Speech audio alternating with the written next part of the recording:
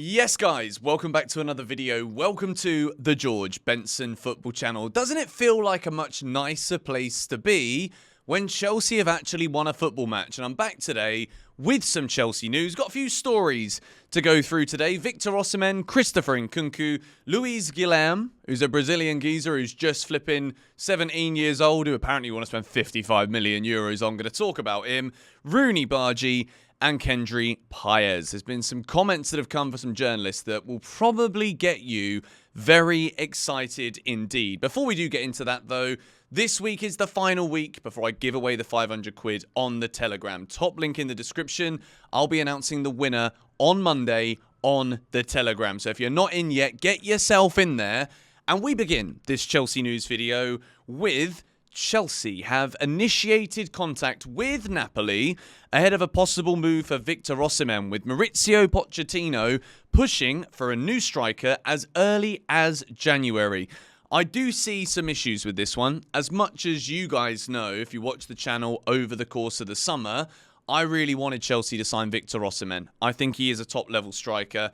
He also fits the age profile that Chelsea are looking to buy players that aren't over the age of 24. As far as I'm aware, I think the geezer is 24 years old, or maybe he's recently turned 25, but I think he's 24, and he is an elite level marksman. The issue with this is that are Napoli going to want to sell him in January?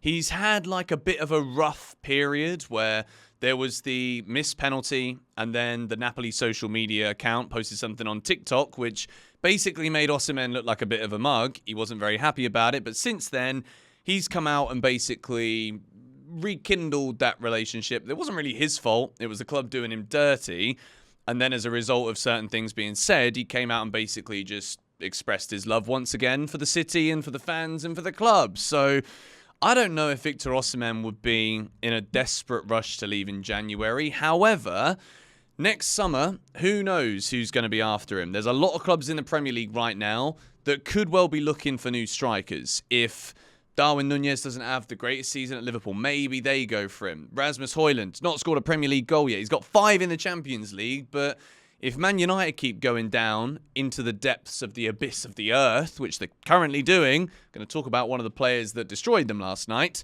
later in this video. But Victor Osimhen to Chelsea. I've always been keen on this one. Spoke yesterday in great detail about Nicholas Jackson, so I don't want to kind of repeat myself. But if you do want to see that video where I talk about Jackson, I talk about Chelsea's links again to Harry Kane, Osimhen's in that bracket. He's in that conversation. And if Chelsea are keen, I do think it's the right thing. To summarise, I think we do need an elite level striker, whether that is to take some of the pressure off Jackson, to just kind of let him do his thing slowly, as opposed to him just constantly like, I got to score now, got to do this, got to do everything. Chelsea should be winning the league, all this nonsense. So Victor Osimhen is that guy. And I think when it comes to recruitment now, we have heard in recent months that Maurizio Pochettino is the man in charge now when it comes to profiling the players that he wants to cherry pick almost and put into his squad. We're not going to be doing the 8-9 player transfer windows. We're going to be looking at what we've got and picking players that can basically immediately improve the first team and the strategy behind how we play. We move into the next topic, which is the best news that we could have possibly had in a Chelsea news video when the transfer window isn't open. Fabrizio Romano starts off with a blue circle and a French flag. Following up on today's update about Christopher Nkunku, Chelsea plan having him back at the beginning of December. Almost there. There's been some pictures posted, I think, on Chelsea socials and Nkunku's socials where he's on a bike cycling, funnily enough, alongside Raheem Sterling. So I think with the way that we have managed returning players from serious injuries before, I'm absolutely happy, because in my head, I was thinking January, February, initially with Christopher Nkunku's return to the squad. So if he can be back in early December, rumours are after the international break, going into that busy Christmas period where you need a lot of players to be fit, there's probably going to be more injuries, lots of matches coming up.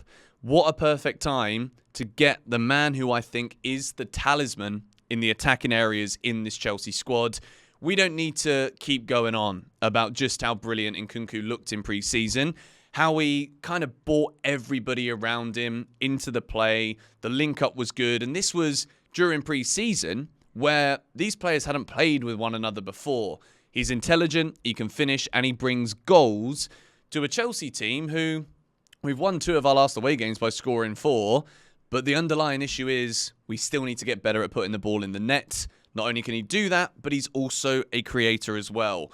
And I don't want to rush him back from this injury. The last thing we need is a player of that level of importance coming back, getting injured because it's a busy period, because we're desperate for him to see him or desperate to play with him. I think it needs to be as slow as we can without also being like, well, if you're fit, then you play. Do you know what I mean? It's one of them where we've got to balance this one perfectly. But Christopher Nkunku, he's bloody coming back. And if that isn't a good enough reason to like this video and subscribe to the George Benson Football channel, then well, I'm at a loss as to why you haven't already done that. The next story is from Fabrizio Romano again. Brazilian talent, we're there again, Luis Guilherme, set to sign new deal at Palmeiras, valid until June 2026. 1-year extension with improved salary. Understand release clause will be 55 million euros. Club strategy to prepare future sale.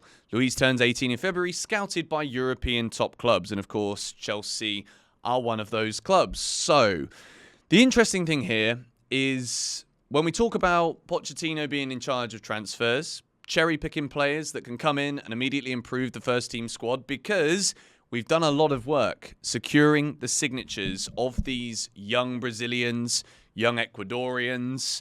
We've done a lot of that. We've spent a lot of money already doing that. So when I hear about a player that's not even going to be 18 until February, 55 million euro release clause, yes, it's ironic when we're about to talk in a moment about Kendry Pires, who is once again a teenager, that Chelsea have to wait until next year, I think the year after next, maybe 2025, I think it is, till we can get him, Kendry Pires. But it's like 55 million euros is the release clause. That's what Palmeiras are going to sell him for if we are indeed to buy him right now. I would be focusing, first of all, on identifying the weak links in the first team. And unless this kid can come in and immediately make a position better for Chelsea for right now, then I wouldn't be looking at this one. 55 mil is a lot of money. Kendry Pires was significantly cheaper than that, and apparently he's the next big thing. I'm excited to talk about him at the end of this video, but let's keep an eye on this story. He's going to sign a new deal. He's 17. We love a Brazilian Wonderkid, don't we? We move into the next story of this video. Roony Bardghji. Now, if you're a Football Manager fan, not only should you check out episode 1 of the All for Nothing documentary series here on GBFC, but you'll also know about this guy because in FM23, Roony Bardghji of Copenhagen was one of those players where you could get him pretty cheap, he's got a brilliant ceiling, and you could nurture him into something special. But lo and behold, it's not just Football Manager now where people are talking about Roony Bardghji, because last night, if you remembered that the Champions League was on, I tend to forget sometimes because Chelsea ain't in it. So I'm like, well, I'm not going to stay up at 4 in the morning or wake up for it when I could be doing loads of other things in my time.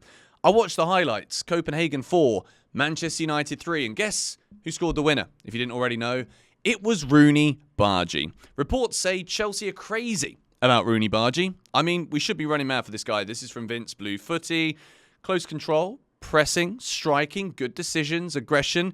Imagine not looking raw against Man United. The hype is real. And from what I've seen of this kid, he really is something special. I think when it comes to Chelsea signing young players, when you look at Cole Palmer, who is still a young player, it's footballing intelligence that impresses me the most.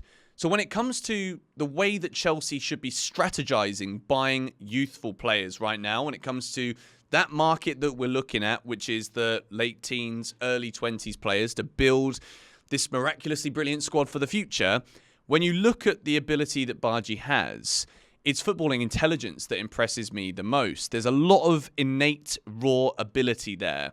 But at the same time, to be playing at the age that he is, he's 17 years old, and to be putting in a performance and a winning goal like that against Man United, I saw some awful commentary saying that he didn't mean to do what he did.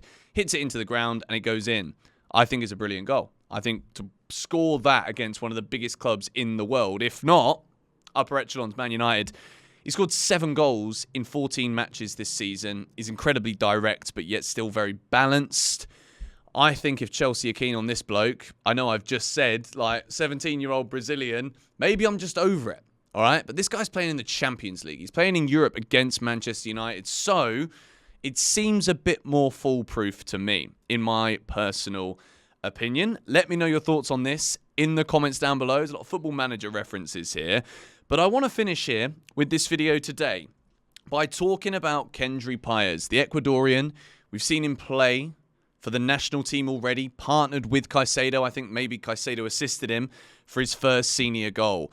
This kid, according to journalist Süleyman Öztürk, I went to see who Chelsea actually signed. You have Bellingham, you have Zaire-Emery, but that Páez, ellipsis, he is next level. I rarely have that. I once had it with Mbappe during his Monaco days. Now, I'm not going to lie. No offense to you, big Süleyman. I don't know who you are. I'm not aware of your work. However, I am aware that a topic this week on GBFC is hype. Getting excited for the mighty Chelsea being back after beating Tottenham.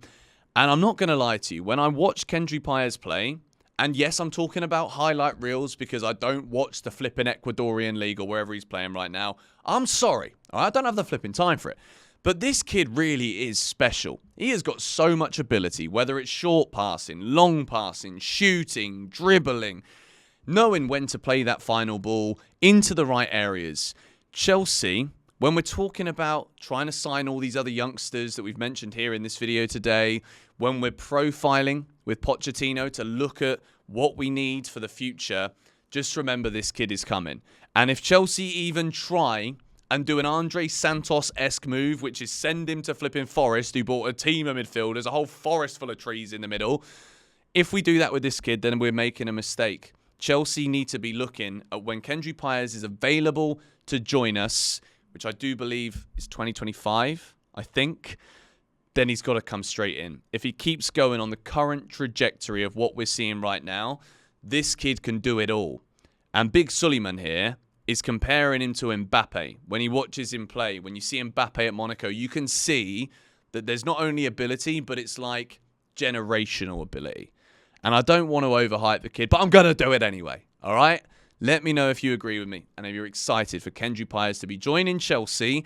And that is it for today's Chelsea news video. A little bit of admin from me at the end here. If you haven't seen the All for Nothing FM documentary, Football Manager, the link is also in the description. Follow the Telegram. I'm really proud of the way that this FM series has come out. And I think if you guys watch it, you're going to really like it. We've had some great feedback so far. And we're going to be shooting episode 2 to release it next week. So if you enjoyed the video, hit the like button. Subscribe if you are new. Come on, you Blues.